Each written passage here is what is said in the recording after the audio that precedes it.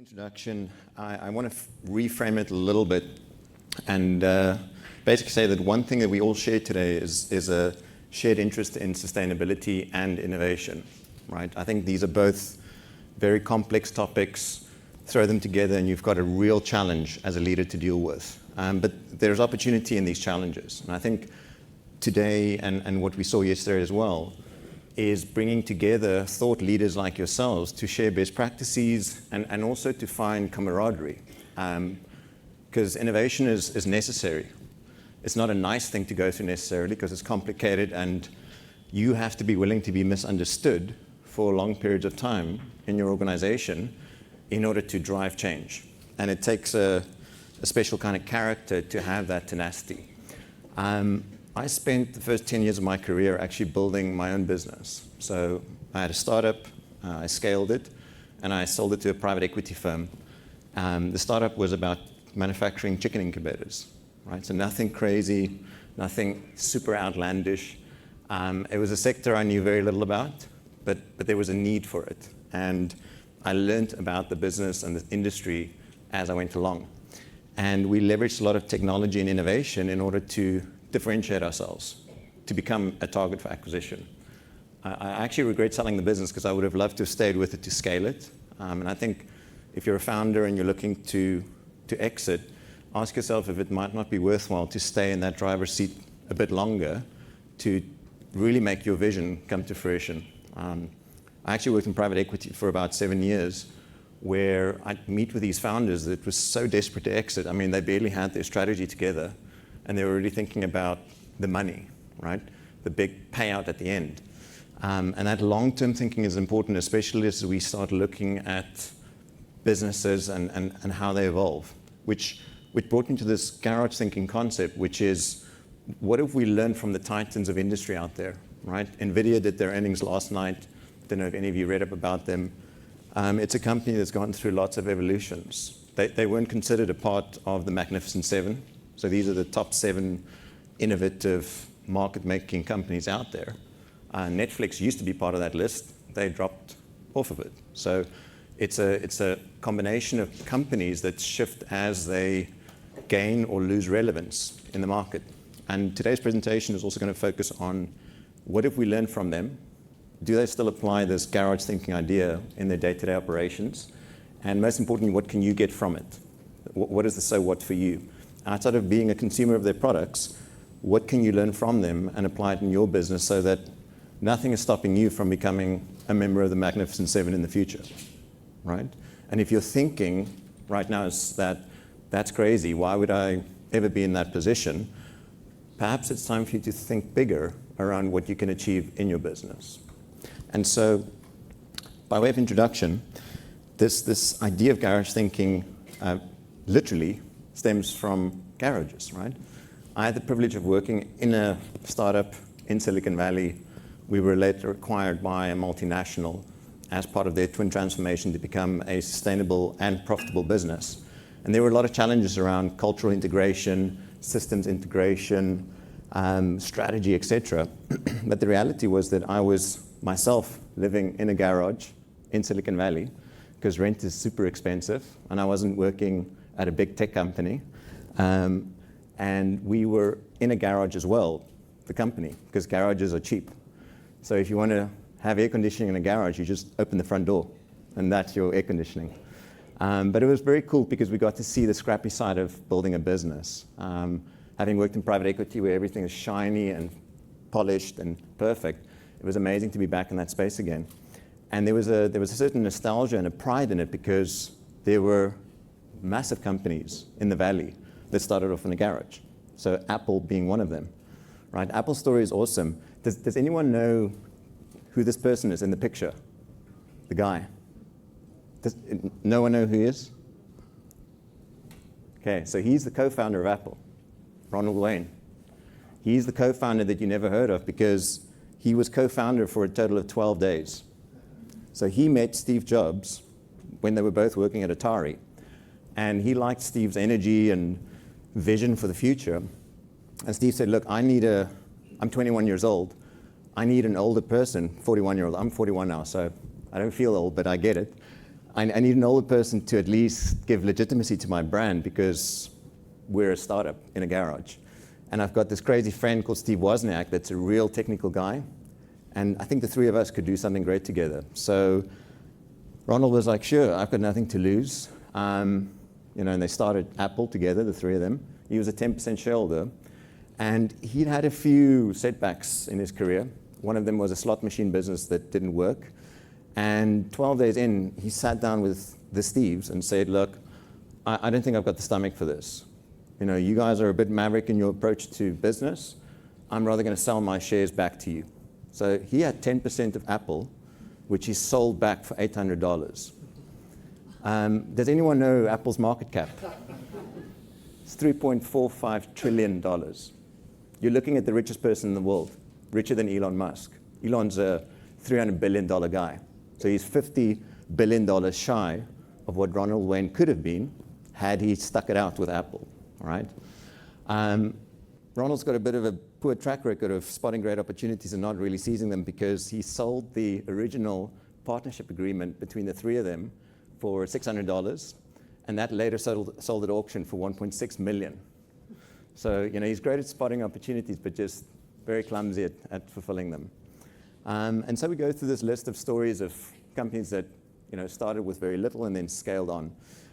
And you could say, look, Apple's a version of the truth, and there are millions of startups that start every day, and we never hear about them. We saw this in private equity where every single founder I met with has $1 billion idea in their head. And very few of those companies are around today. So it doesn't work for everyone, but there is a golden thread that runs through all of these companies, which you can benefit from and integrate into your own business. If we look at it through the lens of culture, right? So this is not just your corporate culture and the physical experience or the spiritual experience you have when you go to work, but it's understanding what your culture of innovation is, right? And so asking yourself, do we have a culture of innovation in our business? Or is it a centralized function where it's a team that does it, or we outsource it to a third party, which might work for some companies, but most of these great companies innovate internally. They will make use of external parties as well, but every single employee is encouraged to innovate on behalf of the customer. And if we look at some of these companies that were innovative once and became household names, it's not a right to stay there forever. This concept of being too big to fail, it doesn't quite work in reality, right? You only have a right to exist because consumers continue buying your product. Tupperware is a household name, but Tupperware went out of business recently, right? Because they failed to continue innovating. If we look at some of these companies, Blockbuster, Blockbuster had the opportunity to buy Netflix, and Netflix was desperate for cash. Blockbuster was a very successful company, and they didn't see the value in streaming because they thought consumers wanted to leave the house, rent a video, a VHS tape for those in the room that have never seen one of these, and this is like an old DVD. If you haven't seen a VHS tape, I'm old enough to know what that is, but some of you might not. And Blockbuster is no more, right? There's one Blockbuster store left in New York as like a token shop. Kodak, super interesting story, right? So Kodak was an early adopter of film when plate technology was used in photography, and an early adopter of color, which was a much more expensive process than black and white. So under Eastman, the founder, very progressive, very innovative company. And then in 1975, they hired a guy called Steven Sisson, who was the wrong hire, right? They didn't screen him correctly. His qualifications were not fit for purpose for the role that he was recruited for. And they said to him, look, we're so successful, why don't you just take a year, go to the basement, literally, and come up with some cool ideas that we can review in a year's time. So a year later, he comes back and he says, I've come up with an idea, and here's a prototype of it. It's a product that doesn't require film to take a photo. So I don't know what to call it, but it's a camera that doesn't use film. And for Kodak, that was a crazy concept, because why would we cannibalize a business model that's successful? We're in the film business. We're not going to launch this product. We're going to kill it as soon as humanly possible. So Steve took it upon himself to register it with the US Patents Office. So he's got a patent for it. And he stayed with Kodak till 2007, his entire career, desperately trying to convince Kodak that the future is digital. And as we know, Kodak went into obscurity. From a blue chip stock, safe as houses, Unless you're a very high-risk investor, you wouldn't touch it with a barge pole right now. And they were also, they had an image sharing site before Instagram, but the user interface was very clunky. So, they were a first mover advantage there. Instagram, of course, is a big success story now, but they failed to scale the opportunity that they had in front of them, right? So you have so many of these examples of companies that have great innovation in their business, but because it's threatening the core business model, and if you're very successful, it's probably the riskiest place for you to be in life because you're blinded by your own success. You don't want to shift because, like the saying goes, if it ain't broke, don't fix it. And that's actually the opposite of how it should be. You should be disrupting your own business model so that it survives change, right? Versus being consumed by it.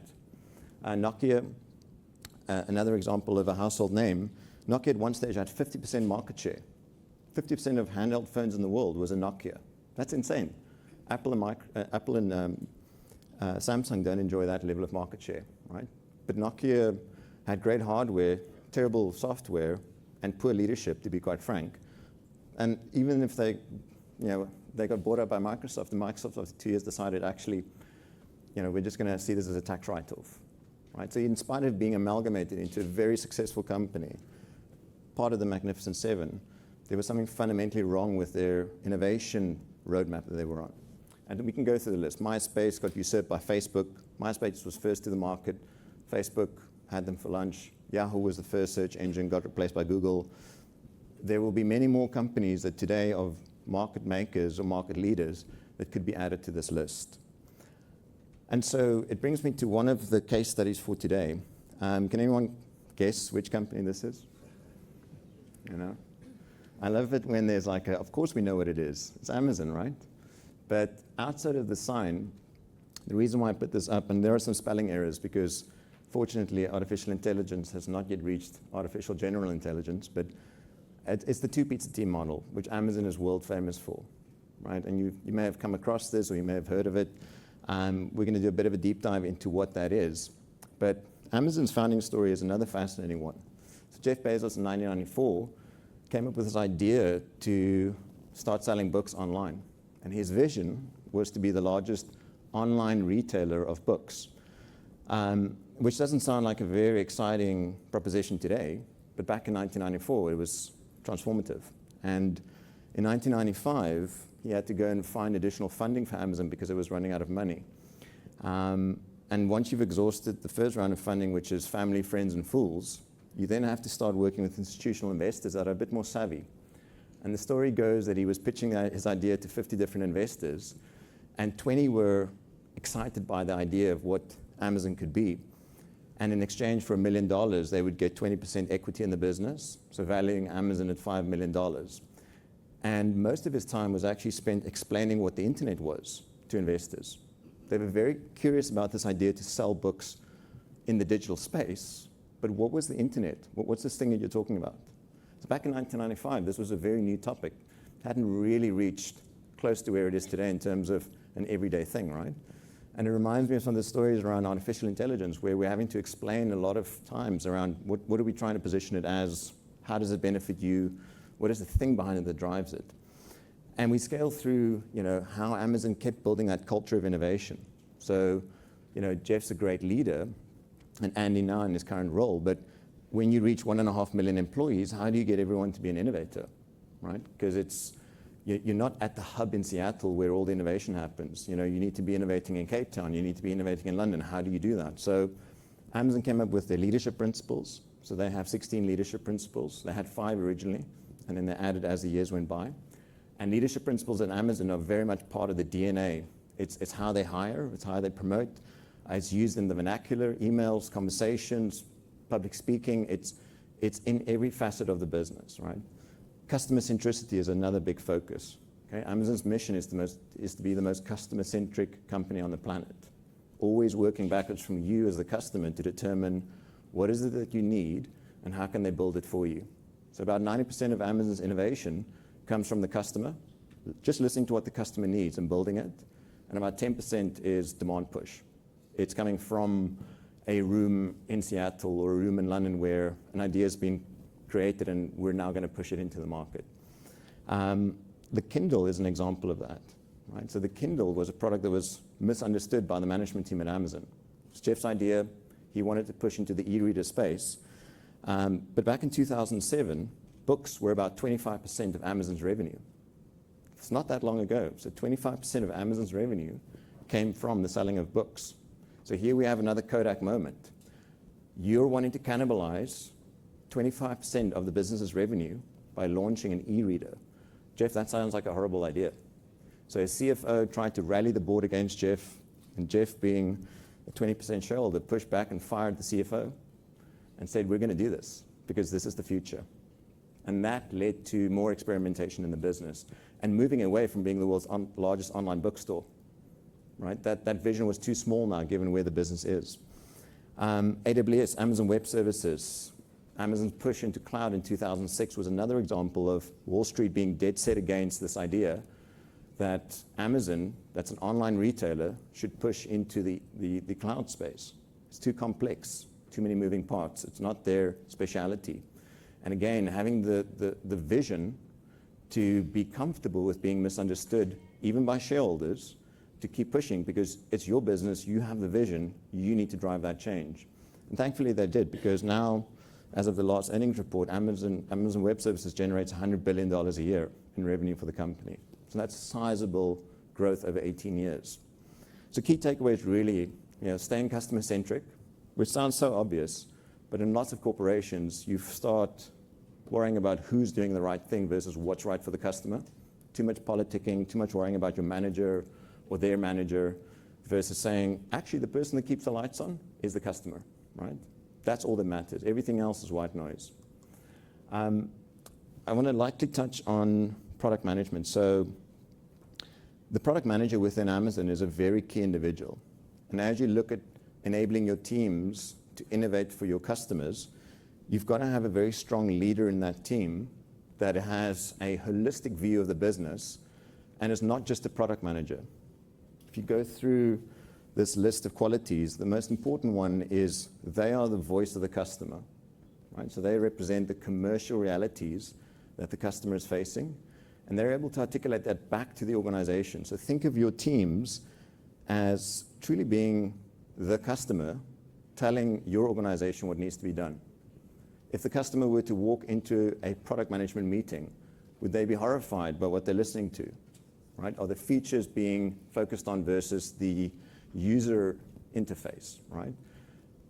These are all examples of having to have a multiple set of skills to be a great product manager.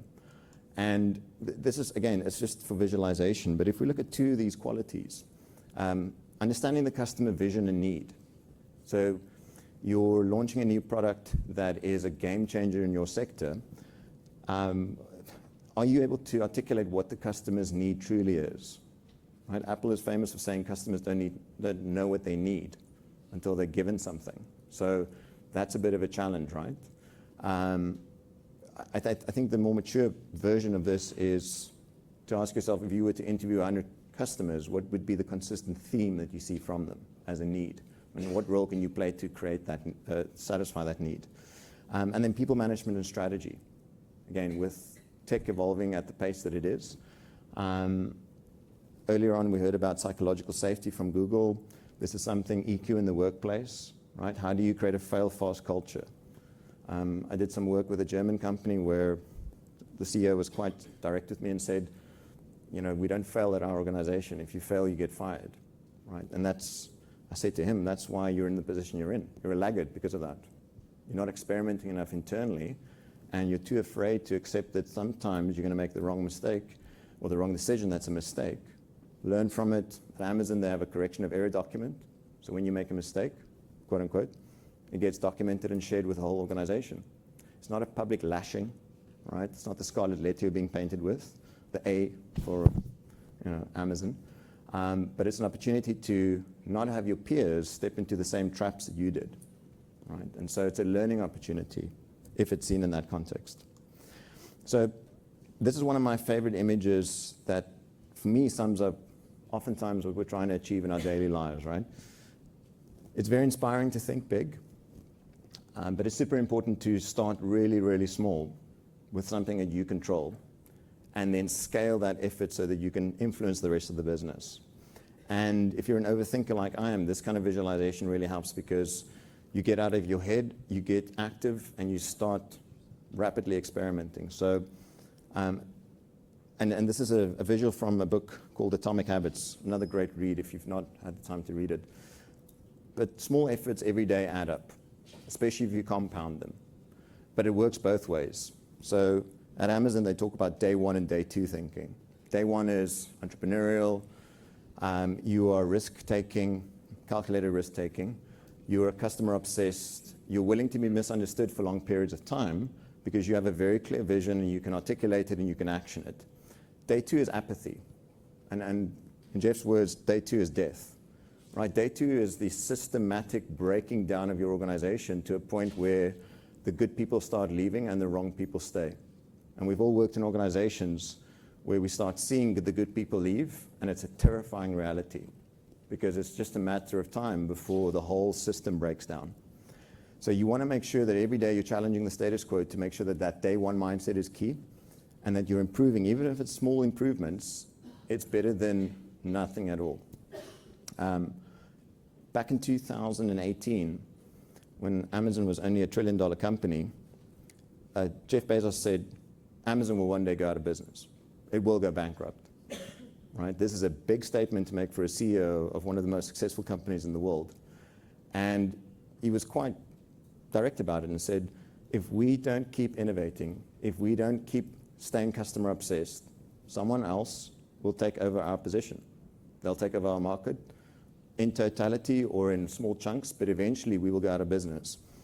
And it was in the same week where Sears went out of business, went bankrupt. Sears used to be the world's largest retailer.